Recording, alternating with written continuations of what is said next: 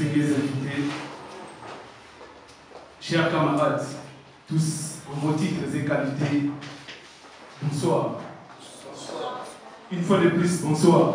Bonsoir. Je suis docteur Moditou, médecin du gouvernement congolais, médecin directeur du centre médical Croix-Rouge, ici à Kimpese, le patron de l'ONG OBSC, Organisation pour les bien-être de la santé des Congolais. Nous œuvrons beaucoup plus du côté diabète, dans le partenariat et le développement. Nous sommes médecins depuis 2010, nous fonctionnons au Congo. Nous avions fini à Lubumbashi en 2009, édition 2009-2010. Aujourd'hui, on est là comme étant conférencier pour implémenter et agrémenter cette fin du mois de la femme avec un sujet qui nous est donné. Chaque femme compte pour le développement d'une société. Entrée de jeu, je voulais dire à tout le monde que nous ne sommes pas donneurs de leçons, mais nous sommes venus pour que nous puissions parler ensemble, pour que nous puissions atterrir à un bon port, pour que femmes ou femmes, dans le développement, il y a société, à pouvoir développer réellement société naïve. L'ossature qui est exposée dans le biseau et qui s'articuler pratiquement dans 4 points. Nous parlerons en premier compte pour le développement d'une société. Donc, nous allons définir femme, nous définirons compte, nous définirons le développement, un développement pour expliquer comment est-ce que cette femme, d'abord, est-ce que cette femme est réellement, la société puisse se développer, point d'interrogation, et quels en seraient les critères de cette femme, de cette grande dame, pour nous amener dans un bon développement. Et nous allons conclure. Notre conclusion va porter beaucoup plus sur un autre questionnement qui amènerait nous les hommes qui sont présents, représentés, qui représentons tous les hommes restants dans nos maisons, quel critérium ou quels en seraient les critères de cette femme que nous allons chercher pour mettre dans nos maisons, afin que cette femme sujet aujourd'hui d'un bon développement d'une société. Nous commençons par la définition des concepts, comme nous avions dit. La femme. Femme n'est rien d'autre. Nous ne parlons pas des filles, nous parlons des femmes. Femme n'est rien d'autre comme un être humain du sexe féminin qui est conçu, qui est représenté dans le monde pour aider l'homme. Donc, dans la production économique et dans la reproduction d'une société. Donc, la femme là est d'abord partenaire dans la production économique et dans la reproduction d'une société. Donc, elle joue 2 rôles, une bivalence de rôles. Premièrement, Azawana pour participer, donc Aza partenaire pour participer dans le développement économique. En plus, Azawana pour participer dans la multiplication, bien dans la reproduction Yabatu, pour que la société est mieux et vivre bien. Là, c'est le premier.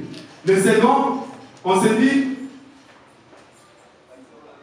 elle est dans l'implication de la paix dans la société. Comment est-ce qu'une femme pouvait participer dans l'implication de la paix dans la société? Nous disons, l'éducation c'est fait à la maison. Cette femme-là, c'est elle qui est prépondérante pour l'éducation de la famille. Donc, si aujourd'hui, nous voyons les Koulouna, Nantela, nous disons que c'est l'erreur de la femme. À coup sûr. Si aujourd'hui, nous voyons les mœurs qui est en train de se dépraver, on se dit c'est une erreur de la femme. Si aujourd'hui, nous voyons généralement l'infertilité qui bat son plein, aujourd'hui, nous voyons l'erreur de la femme. Si aujourd'hui, nous voyons que cette femme que nous avions besoin Nous répétons, ce n'est pas une fille, une femme que nous avions besoin pour faire développer une société. Et celle-là se cramponne dans les futilités pour délaisser des choses utiles. Nous nous disons, l'erreur serait dans cette femme. Notre réflexion du jour, nous nous sommes dit, faisons-nous appel, rappelons cette femme. Prendre pour qu'il n'y ait pas de dépravation de mœurs. Pour chuter. Il y a une question, il y a un travail qu'on a fait depuis 2019. C'est un travail qui a été réalisé, c'est un sondage pour 820 personnes. En demandant, on a conclu. Si on se dit conclusion, nous atterrissons, nous demandons quelle est cette femme qui pouvait être capable pour participer au développement d'une société. Ou bien, en quelque sorte, quelle est cette femme qui pouvait être à la hauteur d'être mariée pour gérer la société. Les hommes, par rapport aux hommes, c'est un travail qu'on a mené sur le terrain aux hommes. Question-réponse. On s'est rendu compte, il y a 60% des hommes qui ont répondu en lui demandant, pour yo, moi si il y a critère nini, vous en avez posé ça au Tchananda.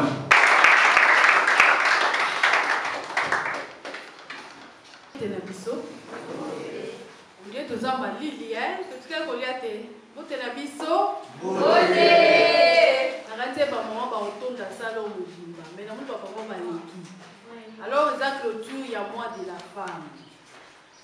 Maman va être pour la nuit. Maman va être pour la nuit. Parce que on va faire pour t'aider. Parce que ceux qui mon père, ça m'a t'aider de tout dire et béni, n'est-ce pas? Est-ce que c'est la cause? Ceux qui ont qui vont au Kaboulama pour t'aider de tout dire à et béni. Merci beaucoup. Ngakombo langa Marino Dzebo. Bamsou avec la puissance. Naza journaliste. Naza qui journaliste dans la radio Pangou. Naza journaliste mais partout place Ebélé. Lelo Naza présidente à conseil à jeunesse à Lukala parce qu'elle n'a pas dans Lukala. Et puis Naza présidente à la fondation FAC, Femmes en action pour le changement. Les lots aujourd'hui point d'abisso n'a pas eu kokota mingi makambo au docteur Lobi mingi. Biso dans le bela mingi femme de médias. Pour naza moi c'est à médias. Tolingi total isabino par réalité mingi basi à médias bakuta na nango. Mais bato ebele balinga kotinda bana bango ya basi basa la médiaté. Bato be balobara ke basi à médias bazara banduba n'est-ce pas? Oui. Bato ebele bataxa biso de tous les mots. Bato bataxation de tous les mots, on a pas au bandabolina biso. Ça bon côté. C'est comme ça tu fais na biso nga na vai na ngai yo yemba mo batu bolina ngai. Ce qu'on a quoi à ton alina. Tolini to lobela makambo ebele basi ya média bakuta na nango. Ce n'est pas facile cause à la moi c'est média, mais ni ko lobate que so cause à moi c'est média, il faut aux la exposer, il faut mitika na facilité. Il faut qu'on va caler son pété. Laisse-moi utiliser ma terme sec. On peut m'exposer à ma tout au moins que vous soyez au salon, au salon, bien dit. Dans un média déjà 15 ans, parce que n'a pas depuis 2009.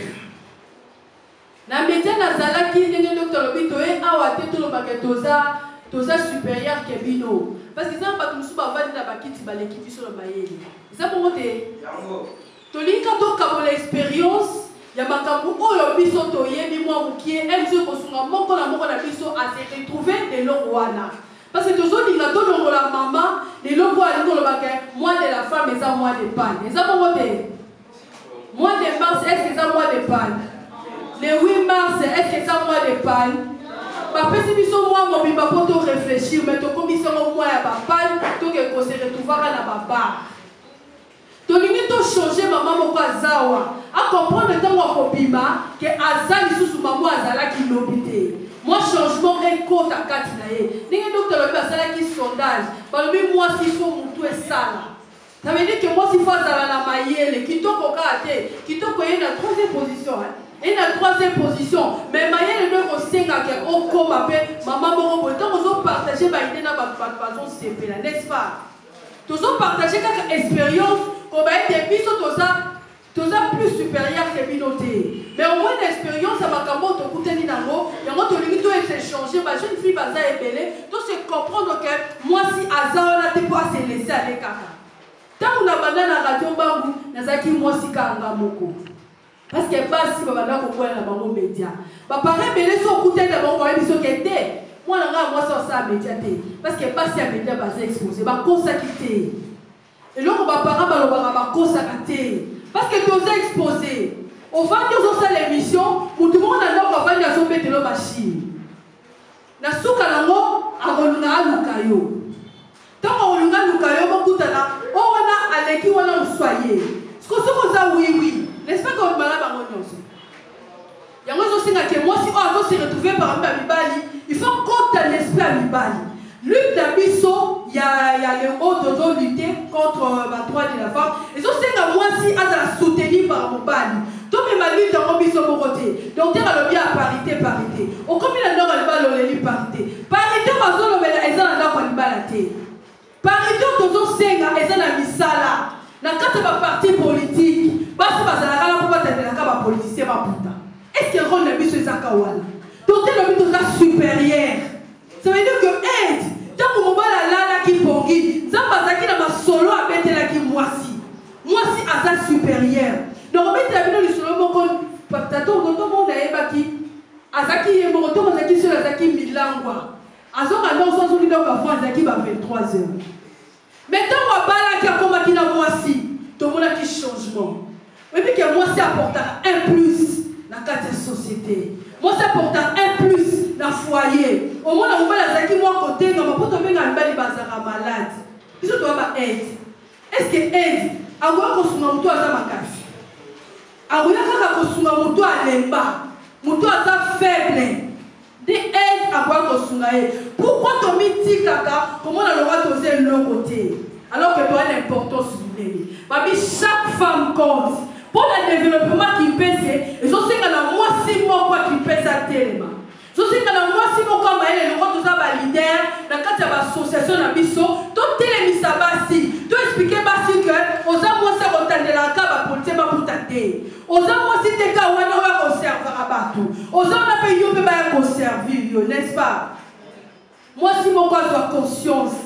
Moi si moi quoi prise de conscience comme elle était dans un setting dans un licolo. Dans un kinga comme moi la moi si. Mais la manière qu'on s'est retrouvé, la Katiaba la Libane. Alors que la média faut beaucoup d'aller à politicien. On a exposé. Il y a aussi moi si mon corps, on a la média, à la makasi. Parce qu'on coûte et belé toyé baraté. Mais bon, même c'est sûr quelque part, Nasuka n'a pas de bibi de Tuni, ni de balobé kuna. Au banaye bité. Donc prise de conscience à ma maman. Maman, faut que tu sois conscience. Il y a journée la vie sur ma maman. Tu vas être éthique à la journée, mon côté, tu mets à ma solo. Éthique à la journée, mon côté, tu sois à temps qu'on réfléchit. Maman, faut que ça apporter un plus. Ma pour te l'attaquer les oui, dans la sauver la vie. Est-ce que vous m'appelez pour te le beaucoup? Ma vie prise en charge. Ma caille ma coule. Pour la ligne, ma sauver les pour t'attaquer. Alors que ça journée ma pour t'attaquer. Maman, sois conscience.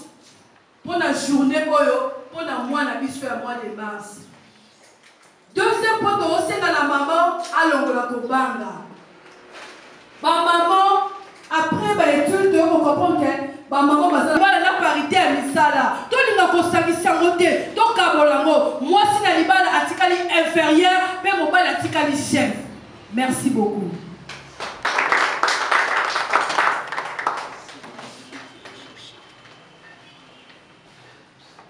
La nango malembe. Les questions, veuillez les garder. Tout bon bango malembe.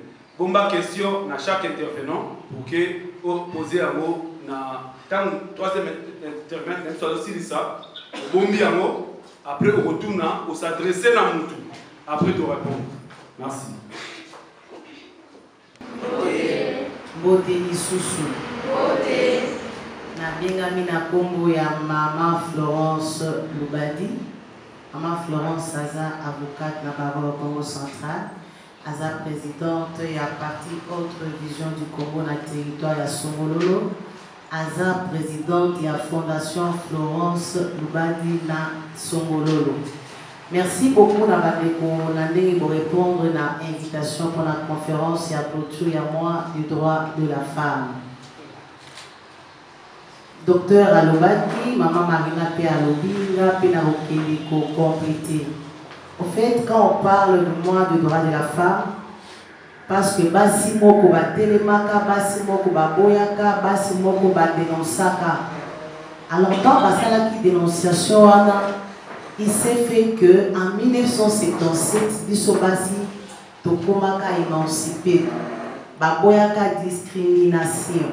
Pour que la somme tozongi na tango ya bakoko, il fallait que moi si atika la cuisine, moi si azaki kaka appareil à reproduction. Alors pour le moment, nous avons basi batelema, nous avons des femmes ministres, nous avons des femmes députées. Alors biso na kati ya politique, pour le guide ramener moi si na centre pour connaître son rôle dans la société et son apport. Moi si azana apport beaucoup la malama parce que la femme sage bâtit sa maison mais la femme insensée la renverse de ses propres mains. Comme l'a dit Maman Marina, on nous parle de la parité, on nous parle de l'égalité. Cette parité, ils en ont côté mais sur le plan intellectuel, total bien sûr. Mais qu'est-ce que nous pouvons apporter dans cette société? Quel est notre apport pour que Mbokanabiso et Kendeliboso? Quel est notre apport pour que Makabo et Bonga? Donc, là, sur le plan politique, yo moisi, qu'est-ce que tu peux faire? Quel est ton apport?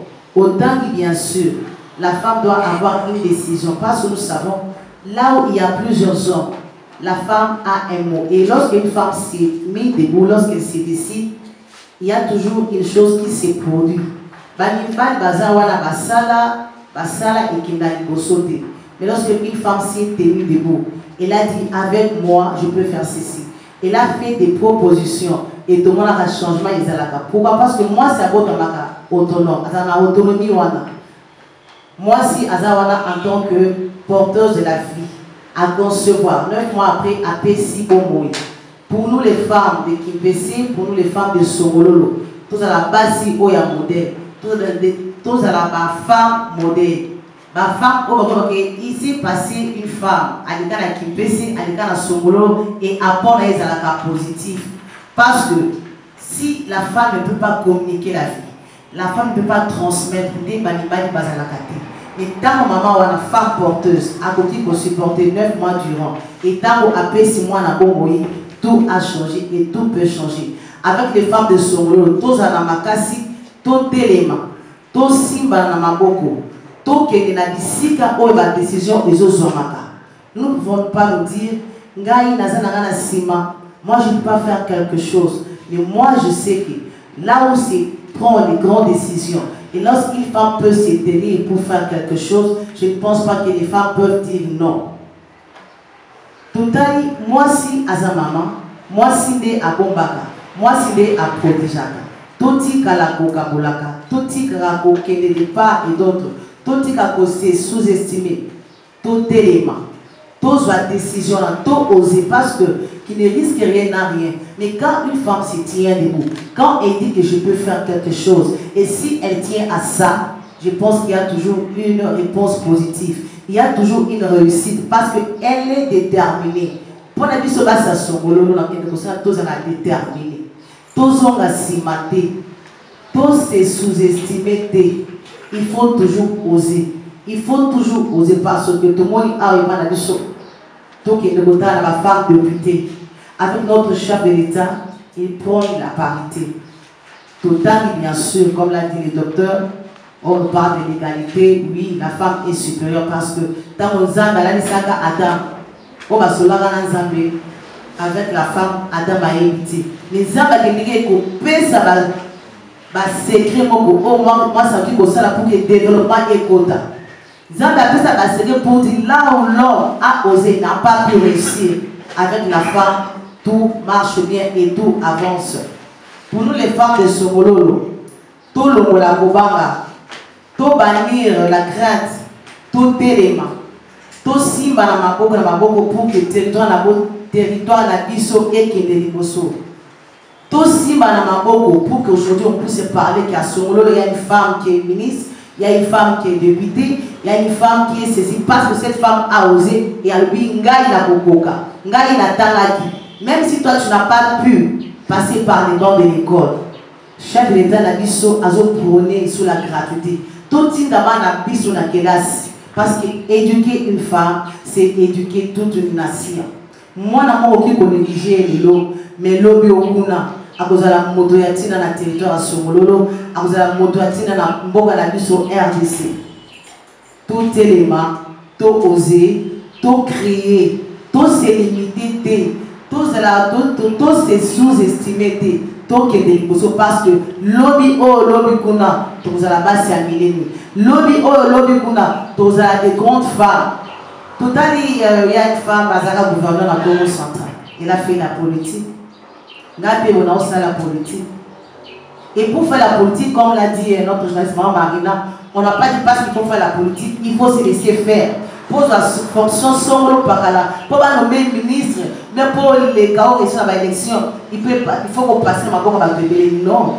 Aux anamoto, tangi, comme et il faut toujours affronter. Il faut toujours affronter.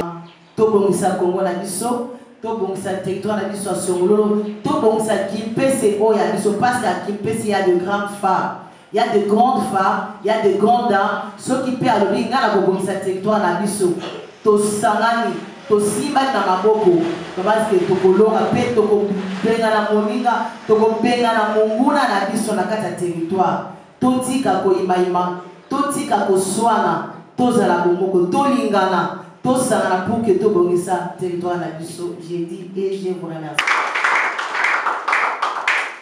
Parce que je dirige 2 hommes pendant que je suis une femme comme toutes les mamans qui sont ici avec nous.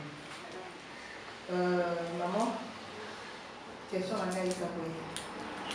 Est-ce que vous avez des moyens vous avez si possibilité vous avez pour ça les locaux organiser, il y a ma femme attente il y a Congo central. Parce que j'ai remarqué aussi depuis que je suis à Kimpese il y a 5 ans, il n'y a pas vraiment de femmes qui s'élèvent pour le Kimpese. Les femmes sont la plus dans la fertilité, qui sont que quelque chose de mieux pour les dames. Je suis d'ailleurs contente de participer. D'abord, c'est la maman Florence qui m'avait invitée dernièrement. Moi, je l'avais invitée, mais elle m'a invitée. C'est ce qui fait qu'aujourd'hui, je sois parmi vous. Mais il y a un long moment que je suis en train d'étudier la formation à Messo que je ne connais pas comme pour les femmes féministes. J'aimerais bien qu'on fasse quelque chose pour les femmes, surtout pour la jeune fille, parce qu'à Kimpese, la jeune fille est vraiment perdue. J'aimerais qu'elle soit soutenue par nous les mamans qui ont plus d'expérience parce que nous avons 2 enfants chez nous. Et dans la jeune fille, s'il y a possibilité de s'associer à la maman, oh, la qui va apporter le robot et vous allez se comme j'ai dit, je vous remercie. Merci.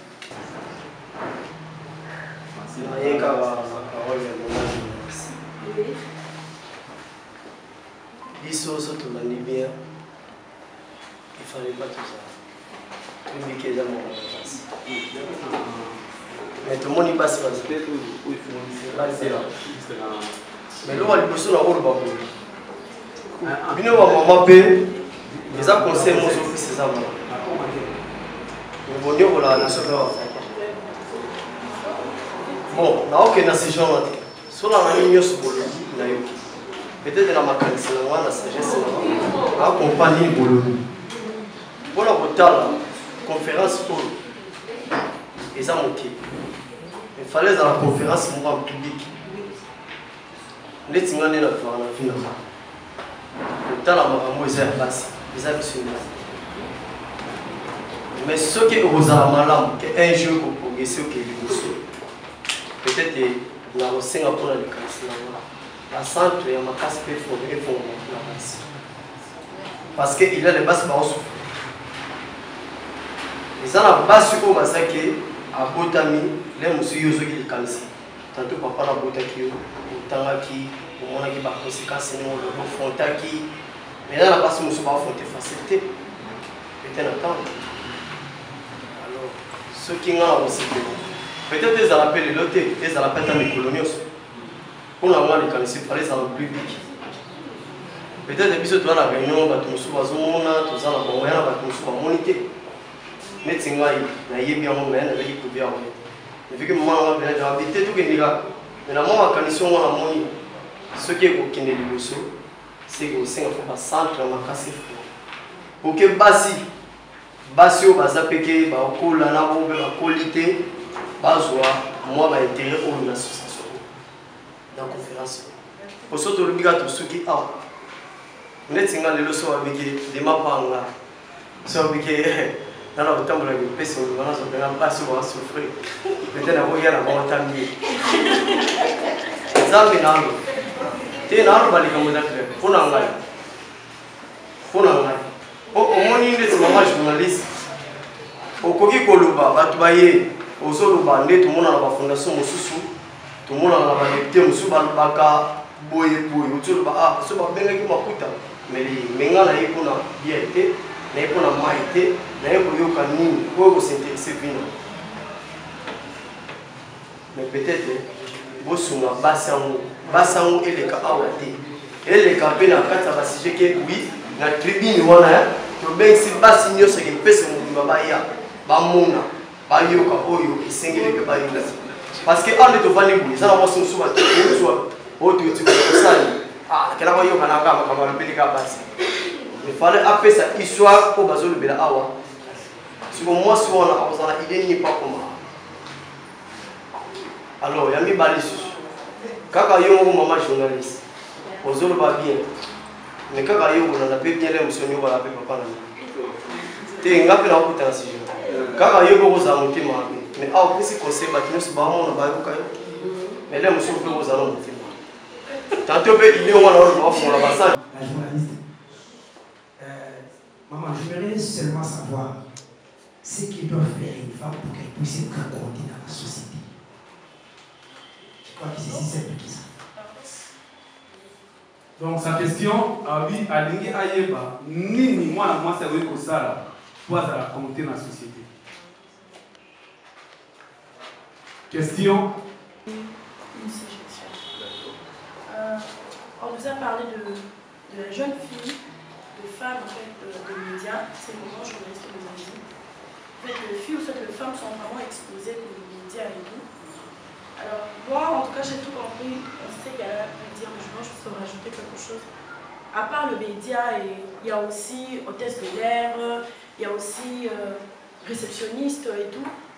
On dit que les femmes sont exposées dans ça. Oui, nous sommes exposés, on ne disconvient pas, mais ça demande aussi qu'une femme elle-même se batte, se dise que je peux servir, mais je ne peux pas permettre à ce qu'un homme me tapote derrière. Parce que c'est une habitude. Une femme elle sert et tout. Bah, on regarde ça dans les films, mais c'est quelque chose qu'on vit dans la réalité. Alors en étant, tu te bats pour faire valoir tes droits, tu dois te dire je sers, mais je ne permets pas à ce qu'on me fasse n'importe quoi. Je suis journaliste, je ne permets pas à ce que les émissions ici, obligatoirement, je dois passer sur les tapis. Je suis une hôtesse de l'air, ce n'est pas obligé que quand j'ai fini mon service et tout, parce qu'il y a aussi des femmes mariées, il y a aussi des célibataires. Mais comment se fait-il que d'autres arrivent à faire ces métiers-là? S'ils arrivent à le faire, c'est qu'il y a des femmes aussi battantes dans ces métiers-là. Alors ce n'est pas dire à nos enfants, soit ce n'est pas au moment de nous dire, de nous intoxiquer que ce que sali musala au comment nous battre. Le bac que ce que sali musala il faut aller à la principe, il faut à la façon dont il y a pourtant. Parce que tout le monde ne sont pas jugés de la même manière. En tout cas, c'est la suggestion à ce que je dis. Merci beaucoup. Toi, comportement, pour se laisser faire. Donc, premièrement, nous allons nous mailler l'intelligence d'abord. Parce que par l'intelligence, on va acquérir une mal. Intelligence, sagesse, c'est de l'argent. Déjà, tant aux amours, au comme maniolamon a valolé et sans pourtant aux à travers et pas beaucoup. Il n'y a jamais eu un millionnaire travaillant chez autrui. Là, au moins jamais. préoccupation à jour. Ça n'est pas à jour. Juste une petite préoccupation par rapport au thème, parce que vous venez de dire que chaque femme compte pour le développement d'une société. Maintenant, je me pose la question en disant que maintenant, toutes ces femmes qui sont déjà délaissées, ou déjà parfois, ça marque déjà par rapport à tout ce que vous venez d'évoquer ici. Alors, qu'est-ce que vous y pensez par rapport à ça? Et puis, comment pouvez-vous révéler leur prise de conscience pour avoir un aspect cognitif pour avancer par rapport à ces thèmes? Merci. Merci beaucoup. La compter la société, il faut avoir la makasi. Il faut avoir la makasi parce que à beaucoup de gens makambo belé. Sans la makasi au koisama. Sans la makasi et là on peut voir péché on peut atteindre but na yo. Donc faut avoir la makasi on a d'autres makasi pe na mental na ye, makasi pe na réflexion na ye. Deuxièmement, il faut aller la kobanga. Parce que moi, je suis à la kobanga. À zone de côté les matés. À côté de la carte de la société. Alors, on a la carte qui est isolée, yemoko. Quelque part, et ça va bien dire, moi, si faut la kobanga. Quand on a la kobanga, on a la kobanga mingi, et ça va soutenir moi, ça a mingi na carte de balle. Parce que même la lutte à Basi, et si on ne pas soutenir Basi. Parce que seul lui sont bons au cocaté. Mais ceux qui m'ont pas à télé pas soutenir moi si ma cambo change. Et on doit dire la lutte na biso, mi pas les mingi le cap de zapé belé, papa belé, tout le cas pour pousser moi si. Au moins moi si peut-être madame Nanda ou soit Leki, asana ba inde mo boye, pour avancer boka, soutenir approcher, pas qui ça un plus, donc on doit soutenir après moi ça linga bongo. Pas on a moi sur la c'est comme là c'est bien. On a dit tout pour moi façon balata qui nanga mo na okela muté pa passe. Mais tout ba bi ko la ça muté na ndenge mais ça la qui passe. On doit sensibiliser cette jeune fille pour changer de façon au monde à Makambo. Parce que au monde à Makambo, on a un Android. Ici, biso na thème na biso numérisation. Comment est-ce que va se toujours saler la numérisation de l'eau? Là, la média na où l'habité. Na roti kala bon téléphone sa chaîne na YouTube. Pour créer emploi. Pour la dépendance na ba chef on a ba entreprise. Na créer chaîne na YouTube. Moi que non c'est la numérique. Normalement, maman n'a biso, ma jeune fille n'a biso, c'est la numérique comment? Le long contact TikTok, ça va faire à moitié nu. Mais on soit là pour qu'à bataille. Parce qu'il y a une question qui a mis Tiki Bongo va compter à la numérique, voilà, va ici biso. Donc c'est la ronde n'engeni. Donc c'est la ronde n'enga mabé. Donc sunga ma jeune fille n'a biso. On a la même escale à Tekaka. Si on a vendu, pour faire la bande au Teka. La salle à bon. La technique on a ensemble elle a musamo na sali. Na conseiller ma jeune fille, so jeune fille moi elle me somba la moni na esi na bien ya on tela boy sala boy. Bongo place soto sali. To ko ngami no la bisoté. Sensibilisation senga et si kana soto sali. Place soto sali. On côté na jeune fille ata finga neyo. Ngato finga nga ko no ke na cadre respect kaka. Ato manke no nga rolo mabe mais on yoki kaka. Oyoki ka mo mukio na zaki nango. To le bateau to bateke e ba jeune fille bazanga ben poli. Ata celle qui est potesse mais elle a aucun effet dans cela. On comprend que le voilà continue. Ba wana continue. Donc ça veut dire que tu vas changer ma kabuna bongo bateau le bazar déjà délaissé quand tu vas récupérer bangote na ba sensibilisation to sala kata forum na biso parce que tu reconnais là ba couche nyonso ya bateau. Tu prenais ma fille abandonnée, délaissée. Fille wana de tinga la carte association, na soirée ma fille à Bongo dans le cadre à Bango.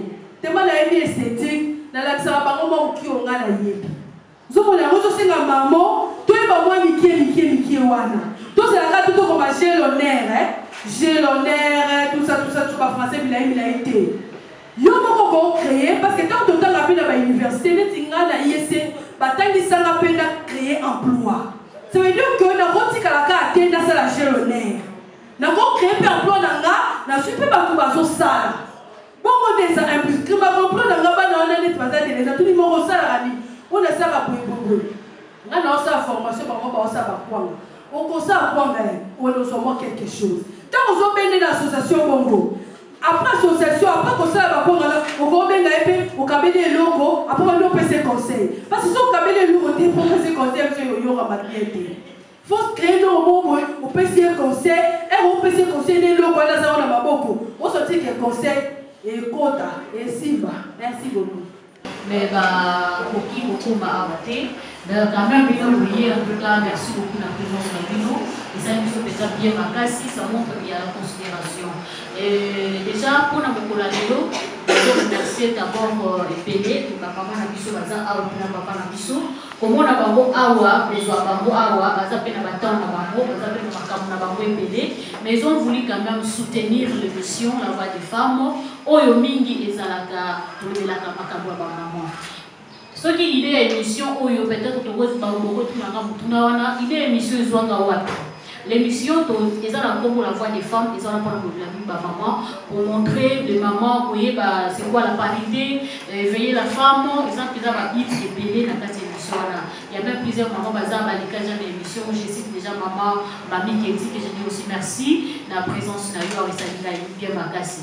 Et pour la Lélo, on a représenté d'abord ma partenaire pour soutenir plus pour tout ça, la fédération d'abord maman Omoni na Liboso Awa et puis papa na biso docteur Boutitou à cause de la peine à parole. À cause de la parole de Pesa Bango en tant que membre il y a bureau et édition et puis ça fait ma structure na Bango et cause de la malamu ba yebisa biso la structure na Bango boye ba yango. Et à part ça nous avons la fondation Gérence Maïbanjilwana au Baza Awa présent à Moni de Kodjoé Azawa en tout cas je vous remercie la Obosali pour l'initiative et les capitales qui tombent au Makassi et la santé radio-télévision. J'avais appelé plusieurs médias pour essayer une invitation. Le Bazar, on a été merci à la santé radio-télévision, merci à Radio Bangou et merci à l'autre travail qui m'a été dédié pour Azawana. À part la fondation Fomaï, Maïbadjilanga, Tozape na la fondation Fonem, malgré tout la moralité, Fonem. En tout cas, nous remercier rapidement que vous avez d'abord moi il y a un Fomaï et après vous avez moi il y a papa Nabiso docteur Azawa et maman Azawa maman Marina et puis maman Nabiso Florence parce que tout le monde a déjà ma fondation Florence Awa tout le monde ma famille OBSC et puis ma famille qui côté donc parmi ma partenaire il y a une conférence il y a beaucoup d'années. Merci.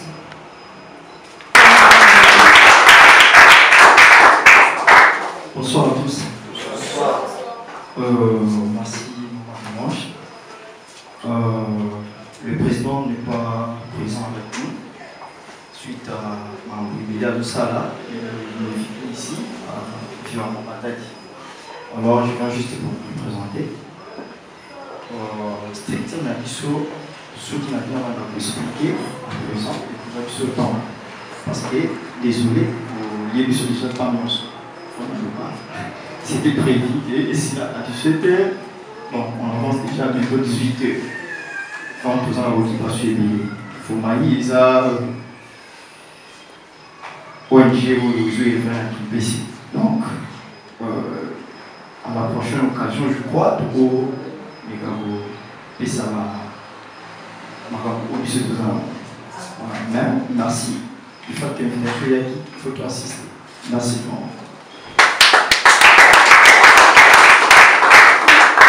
Nous avons aussi la fondation Kiyanga, par contre, basée sur Bâche, donc la zone de couper son parcours comme vous pouvez pas le docteur A expliqué parce que par mon nez, ma partenaire la c'est plus par mon Merci beaucoup. Je suis docteur Mouditou. Je suis là en double casquette. J'ai une ONG. Nous avions une ONG dénommée OBSC, Organisation pour le bien-être et la santé des Congolais. Et nous avions vu jour depuis le 28 novembre 2019. Tout ça a un axe d'ajustement un peu élevé. Mais nous travaillons pour la gestion des diabétiques. C'est parmi cheval de bataille à Bissau. Nous avions commencé depuis 2019. À ces jours, nous comptons 477 diabétiques dans ce...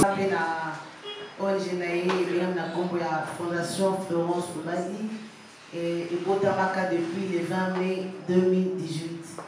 Alors, Tozo travaille sur le social et le développement. vu que Songolo les a vastes lingi, nous avons 5 secteurs. Alors, on a 4 à 5 secteurs. Nous sommes Fondation Florence et nous sommes à Gisoko, Basala Kabilanga. Nous sommes à Bilanga na Maboko, nous sommes à Bilanga T. Alors, nous avons un tracteur. Oui, nous sommes pour la facilité. Maman, nous sommes à Bilanga parce que le territoire est vraiment très riche, les sols sont riches. Alors, pour que tout beauté, pauvreté, la carte de territoire, la biso, tout ça, la mini agriculture. Alors, nous sommes en tout cas, vous êtes bienvenue pour que tout ça, territoire, la biso, tout l'on pour que tout envié, papa, merci. Est-ce que maman va s'allier? Maman peut pas. Maman bolé, bolé.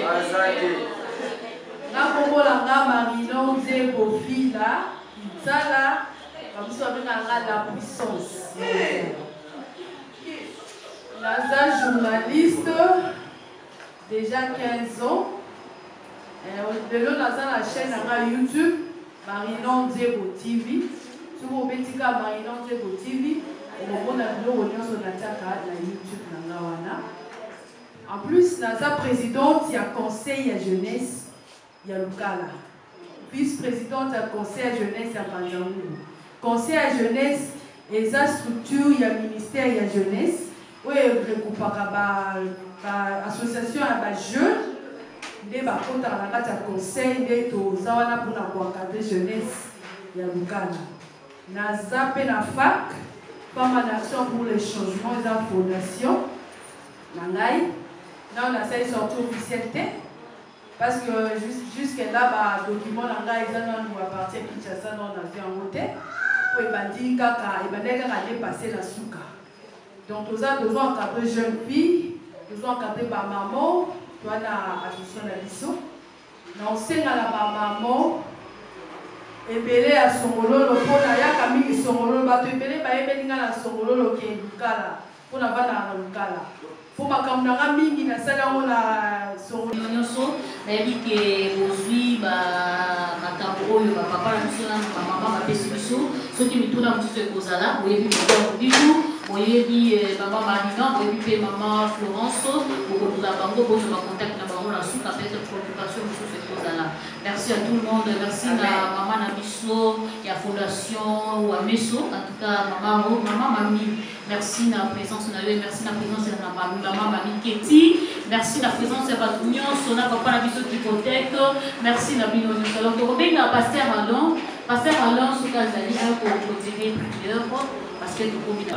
Parce que les autres, yende nzambe aza mobandisi ya makambo mpe mosusu ola tobandaki na losambo esengeli tosukisa mpe na losambo tobondeli Seigneur topesi yo merci topamboli yo nzambe alola tolobaka ete nzambe yo ozalaka super organisateur ya nzambe mabongisi moko te kosalema soki opesi yango nzela te yo olingaki opesa nzela na mabongisi oyo ya basi pour ke nkolo eleka malamu totiki baintervenant nyonso baleki na kointervenir nkolo na maboko na yo yo ndo oza na makoki ya kopesa bainitiative afin ke mbala nsima basala koleko basali lelo mpe tozongisi bainvite nyonso toyaki kati na esika na maboko na yo yawe nzambe e basi oyo base retrouve kati na esika nzambe toana posa bavaler toana posa bacapacité toana posa nzambe ya lola eke mwasi moko atelema pour ka faire face na makambo okoya na kati ya société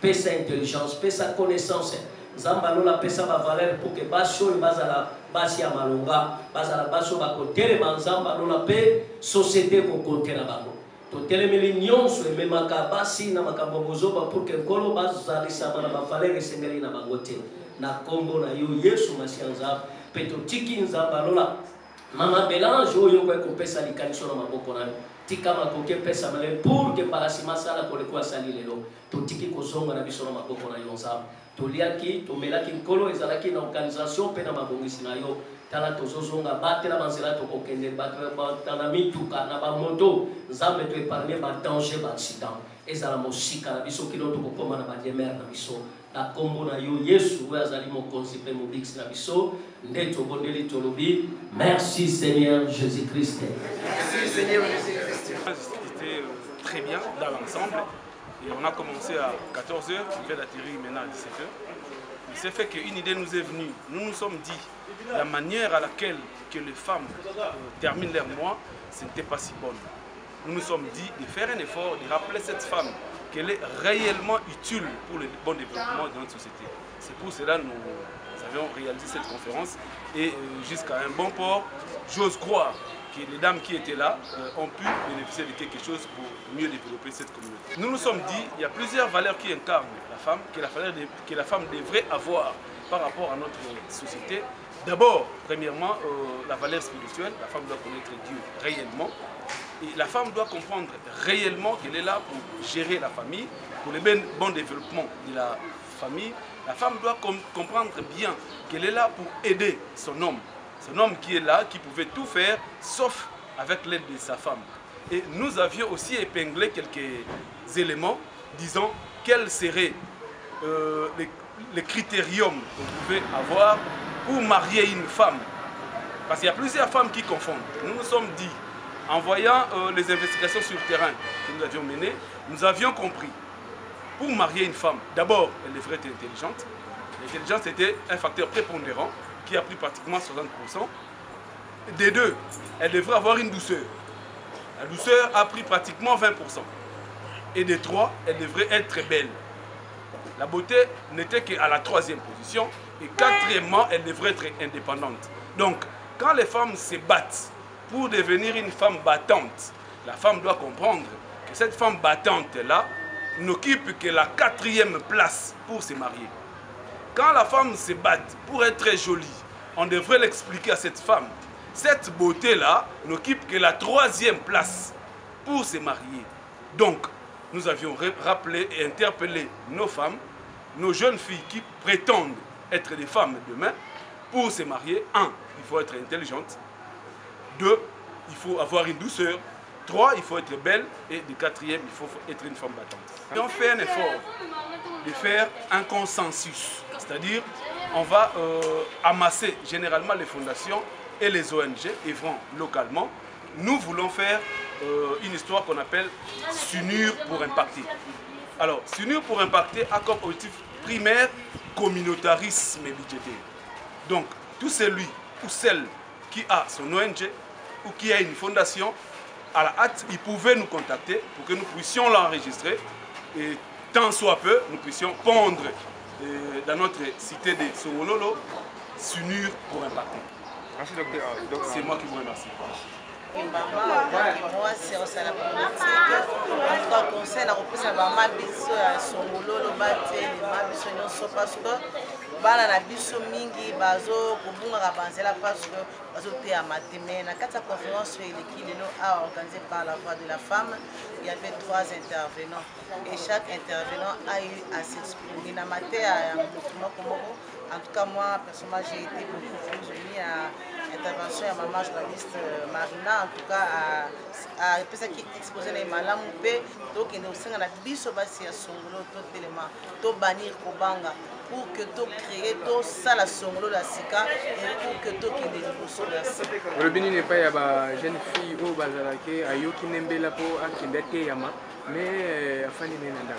Na ba jeune fille ba yo kimbela o bazoti akufana na konisa bango baza courage parce que kokuta na likama songolo pakaleza erreur ya vie mais eza finalité te puis kokuta na likama moko boye na parcours na yo mais ce n'est pas la finalité alors nous ko na nga ya mwasi kozala maman kozala fille mère jeune fille na ndaka ba parents na yo tena ki na likama moko boye oyoki esuka na koyoka te to kosala sumbela mosusu pour que to sanga su pona ko récupérer ba fille mère nyonso na kati ya s'unir pour impacter pour la biso koba suka atito koba pour que biso nyonso ba femme ya Songololo tokoka ko sala Songololo ya sika. Est-ce que jeune fille ou aza déjà la mwana soit ni balé aza pa na bango et aza na espoir ya ko se rattraper na vie ya mwana lobi tango to sala s'unir pour impacter oza déjà fille mais no ba bengi fille mais oza na mwana moko balé misato eza parcours ya vie eza finalité te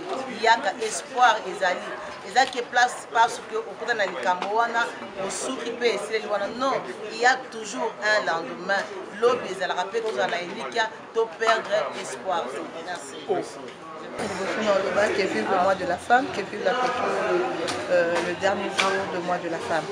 Vraiment, on a CP mingi na ndenge fondation Amiso par Canal Langai en tant que moi c'est la fondation et outil pour participer à la conférence où maman Vélange Benisaki. Mais aussi moi c'est pour qu'une femme réussisse, elle doit d'abord être déterminée. La dame doit être déterminée et moi la jeune fille va déterminée. Il est connu et bon ça là pour la babouda. Vivre c'est vrai qu'il est difficile. Ma kabutozo kuta na ngolo eza compliqué. Mais cela n'empêche que moi si aïba il est connu na lengi pour la abonda. La jeune fille na on sait que c'est le kimia. Et puis koyeba eloko nini olingi osala kokanga motema mpona koévolue échec ezalaka nango na mokili te soki moto ye moko alobi ke atelemi mpona abonga.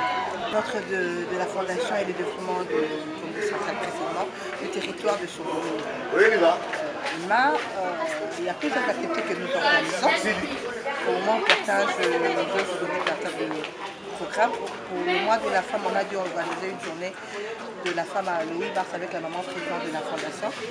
Et pour le moment, je n'ai pas encore vraiment un programme précis, mais dès que je fais le programme, on pourra en... Voilà, et moi c'est Mélange Diambou, l'organisatrice de la conférence Hotel Oleka, où on parle qui n'a terminé qui chaque femme compte pour le développement d'une société. Alors d'abord, Mélange Diambou a une émission dans la voix des femmes, où les a purement la maman et à mon moment qui ici il y a pour organiser concours pour éveiller la base quand même que tout le monde doit être utile dans la société. Vous allez utile dans la société. Et là vraiment je remercie d'abord le docteur Dieu merci le titre parce que dans le qui na makambo na mabongo ya conférence vraiment à se perdre na mécanisme na makasi et puis sur la division d'abord azana nos partenaires ya événement où yoti koleka et en plus conseiller il y a l'émission La Voix des Femmes et on a pu remercier madame Marina Mzego au PAZA initiatrice chaîne ya YouTube vraiment merci beaucoup la participation na bango parce que tant on a histoire pas qui bango nous en conférence aux azala moko ya bato bakokamba conférence à Maki aboyaki ya moté pe maman na biso Florence Badi en tout cas maman fédérale merci beaucoup et na remercier ba partenaire nous sur le travail qui na bango wana di komona fonem ya honorable Elimunga en tout cas merci beaucoup grâce na bilonde makambango et simbi kenaki pita liboso pe biso partenaire na biso maman Séraphine aussi de Tondele pe biso partenaire na biso ya makasi oyo bino bomonaki ba visibilité ezalaki na fondation Roselin Kiyanga pe mama papa na biso na kata fondation kitokolo fondation Jerez Maïbatilwanga oyo basungaki biso makasi pe bomonaki présence na bango kuna na kati ya salle on a reçu qui ça tokopesa pe merci mingi na papa na biso depuis Kinshasa le président national président Fabrice Kelani en tout cas merci beaucoup tomonaki ba visibilité ezalaki mamioso soutien total qui sont maki ba mingi bazo remercier les sont les Corel Tenga bango nyonso andi basalaki des conférences ya lelo ici ba pe merci à bino ba ndeko santé radio télévision parce que Sahara TV est la chaîne oyo informé mélange et ça li oyo mélange za lelo ezali ba fruit oyo kutana Sahara TV ko na 2015 ti lelo oyo yango tozo salisa atozo ko kolanda kaka bango donc yango na koloba pona ba maman nyonso la voix des femmes za émission oyo ya pona ko lobela biso ba maman to ba batwa na biso to ba comment to vivre na makambo bien le koto bandi ba conférence boye deuxième conférence ekoya to kolinga siko ba maman bazala makasi bazala ebele na kata conférence en tout cas merci beaucoup à tout le monde merci à ma famille ma maman